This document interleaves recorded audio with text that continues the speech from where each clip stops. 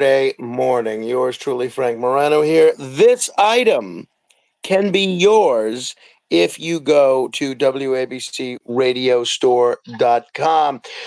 Going to share some random thoughts with you. I've invited a couple of very special guests to stop by for this telecast, and I see, you're like Mr. Rogers on Mr. Rogers' Neighborhood. I see one of our favorites, Joe Imperatrice, who, in spite of the fact that he has a very busy day today and a very big day today, is joining us to stop by. Joe, it's great to see you. Good morning. Frankie, thank you for having me, man. It's going to be a busy day. It's going to be a great day. I'm super excited. Now, for people who don't know, Joe, you're the head of Blue Lives Matter, New York City. You started this basically with a handful of guys years ago. It's grown into this larger than life organization. Tonight's the big gala. I'm looking forward to being there. Tell people what Blue Lives Matter is all about. What do you guys do? Why do you do it?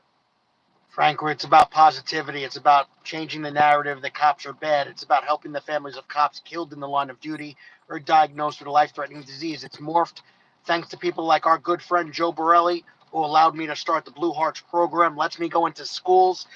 Police have always gone into schools, but we're not going in uniform. We're going in plain clothes so that they see we're just like them, and we're having great success.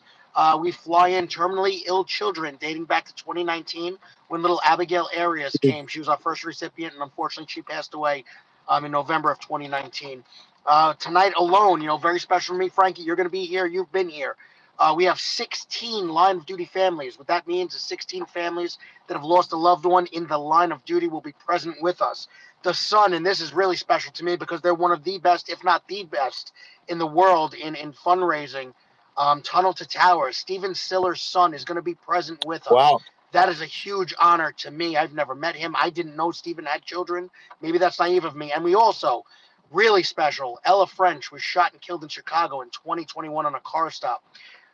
Several bullets went in her body and she died, right to the head. Her partner, Carlos Llanes, was shot 5 times, given zero chance to live. If he did, they said he would never have a normal life. Well, guess what? We're surprising our audience. We're going to have him in the audience with us here tonight. So very, Wow. very special. Super excited, Frankie. And it's because of people like you. Since day one, when we were so tiny and no one knew what we were going to do, stood with us. So thank you, Well, and thank everyone else that supports us. Well, thank you. I'm looking forward to being there tonight and seeing you. And for people that have not been to this event before, what I love about it is it really strikes the perfect tone, the perfect balance in terms of tone between being somber in that you're recognizing a lot of police officers who've lost their lives in the line of duty, but being upbeat and kind of cheerful and happy and celebrating the contributions of the police. Now, tonight's event is sold out, as the last few years have been, no surprise. But if people just want to make a donation to Blue Lives Matter, or if they want to check out some merchandise, and I end up buying some merchandise every year, what's the best place for them to check out Blue Lives Matter, make a donation, maybe learn more about the group?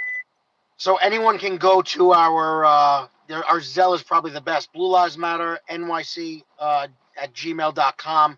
They're able to donate that way. Any of the events that they can see us doing, we're doing, Frankie, super cool. Chaz Palminteri, our good friend, we're doing a charity cigar night in Staten Island. Nothing like that ever happens out here. Wow. We're teaming up with Chaz, his wife, and the Child Reach Foundation. That's When's that going to be? Don Roberto's. I want to make sure I get an invite to that. 24th. April 24th.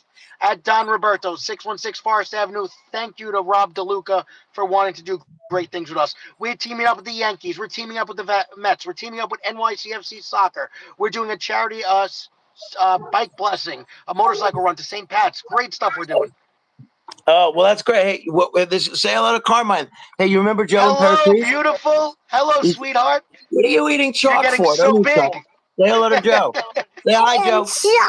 You're eating chalk. Hello, you're getting so big. Oh, see, he's eating blue chalk in your honor, Joe. Joe's a police officer. You remember Joe when he came over for Super Bowl? Yeah? Okay, all right. We'll let you go eat your chalk. Yeah, I'm wearing a hat. People can buy this hat, by the way. WABCRadiostore.com. Use the promo code Frank15. Joe, I'll see you tonight. You're welcome to stick around if you want. Thank you so much. Take care, guys. Love Take you, care. Frankie. See you tonight, babe. Thank you. Looking forward to that. Who's that? Oh, Carmine's looking at the photo of all the WABC personalities. Who are you pointing at, pal? That's Margot Katsimatides. That's John Katsimatides. He makes it possible to pay our mortgage. That's Tony Orlando. He had his last concert ever last night. That's Dina Martin. She's Dean Martin's daughter. That's Vinny Medugno. He's from Staten Island, one of the 40 under 40 this year. That's Bernard McGurk. He was a very good friend of Daddy's. That's Sid Rosenberg, the host of the morning show. That's James Golden. You want goldfish? Okay, Mommy will give you some goldfish. Okay. By the way, if people have any questions for us, I see we have a whopping 2 people listening.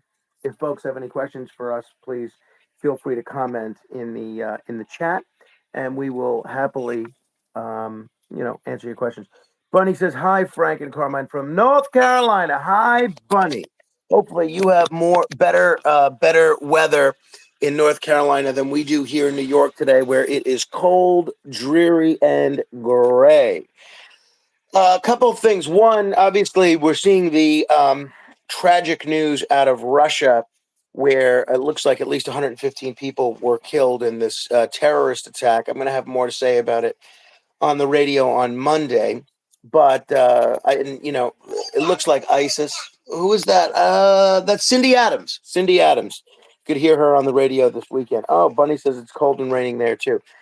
Uh, Obviously, American intelligence officials say it was ISIS, and ISIS is taking responsibility. So I tend to think it probably is ISIS.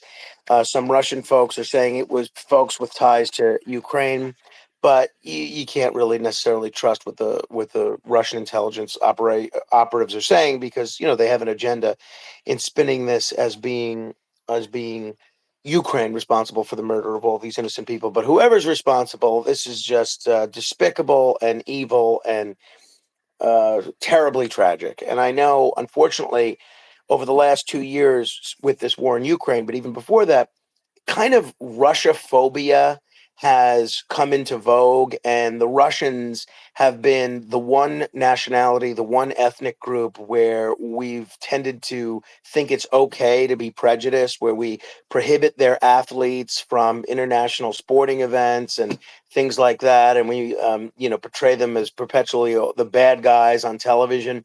I hope seeing 115 people, innocent people, murdered at a concert is a reminder to folks that people are people, whether they're Russian, Nigerian, Canadian, American, Ukrainian, and innocent people shouldn't be butchered by these terrorists anywhere. On a much lighter note, I was trying to figure out a word for this phenomenon. My wife pointed out that in a group SMS text message that we're in, I said, "Hey, if anybody wants to come to this dinner that we're doing upcoming, please come." And no one really responded.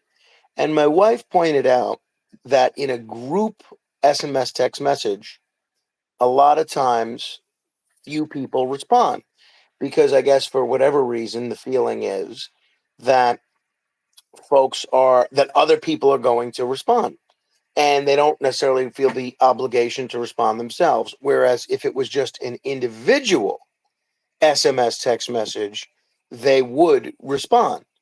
So I don't know what the word is for that, but she's right.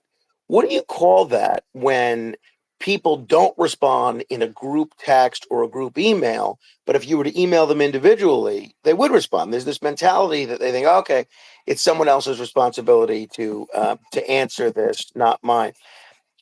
The best that I could come up with is the old legislative term log rolling, where they just put all this stuff in a bill, and if you would put it up for a vote by itself, it would probably be defeated. But because they put all this junk in there in one omnibus bill, then people vote for it. But if you have a better word for what to call it, let me know. Let me know what you think, because it is frustrating. Yesterday, obviously, was the birthday of William Shatner. By the way, we didn't do a live broadcast yesterday, and we had just had too much going on. We were running around, had too much going on. But we did not do a live broadcast yesterday, and yesterday was William Shatner's 93rd birthday. I had a number of thoughts about Shatner on the radio that I shared. You could check out the podcast. Go to fmwabc.com. But one of the things that I wanted to check out was the new uh, Justice League comic. I think they call it America's Finest or something along those lines. So Carmine and I went to the comic book store in our neighborhood. Remember, buddy, when we went to the comic book store? Yeah. What'd you buy? So Carmine saw a Bluey book. He likes this cartoon, Bluey. We bought that for him. My comic book was sold out. So I had them ordered for me, and hopefully it'll arrive within a week. Probably, I don't know how expensive they are, but I'm probably going to buy two, one to save as a collector's item and one to read, because Shatner is on the cover with Superman and Batman and everything. And I'm curious to know the story. Why is William Shatner on the cover of this Justice League book? But anyway, in my commentary about William Shatner yesterday on the radio, I played some of the clips.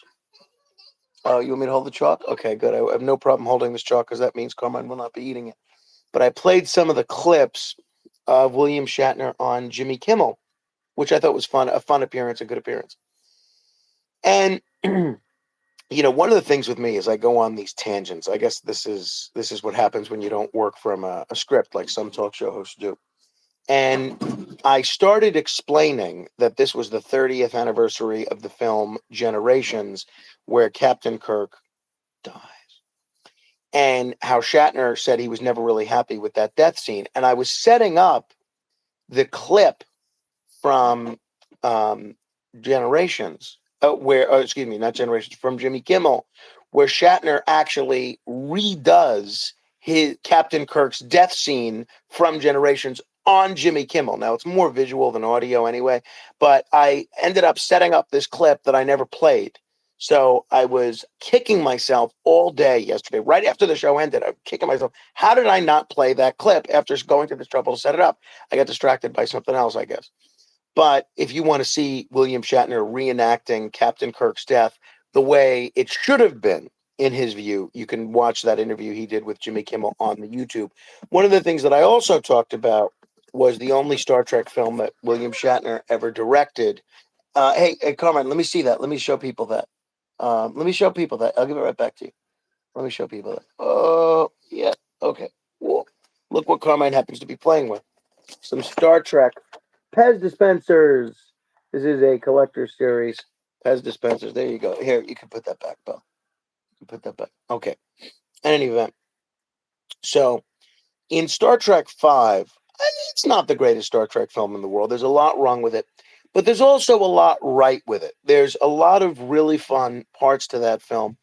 And one of the highlights of that film is absolutely when Kirk, Spock, and McCoy are camping together.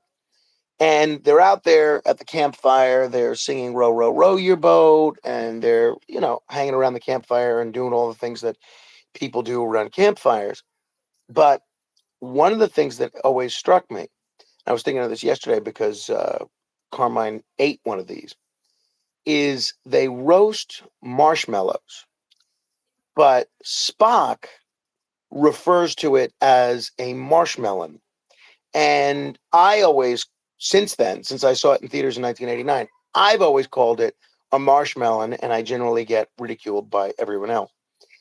But it's never explained in the film why it's called a marshmallow.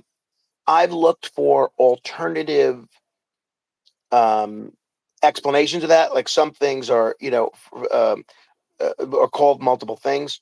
No, there's no alternative definition. There's no alternative description of marshmallow that describes it as marshmallow.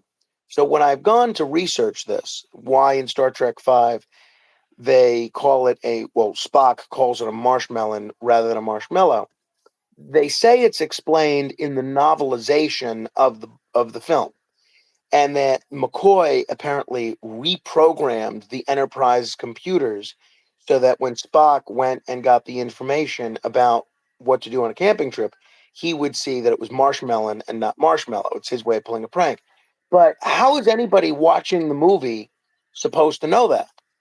So the next time I get to interview William Shatner, since he directed that film, I am absolutely going to ask him about that.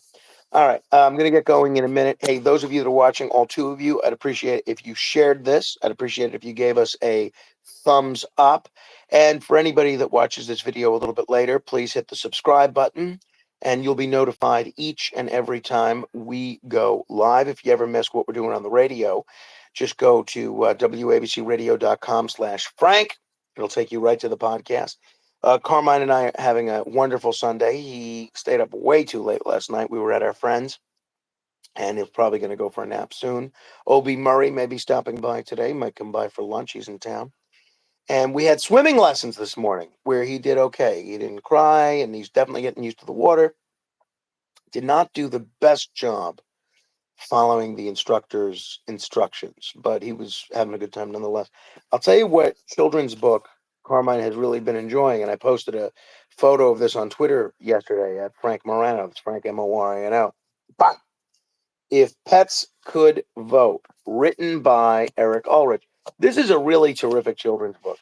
And basically, it's all about how the world would be different if pets would vote. If pets could vote, for instance, pets are, here, I'll go to just a random page in a minute. If pets could vote, a parakeet could be president. Polly for president really does ring a bell when you think of it. She's super smart and wouldn't have to wing it.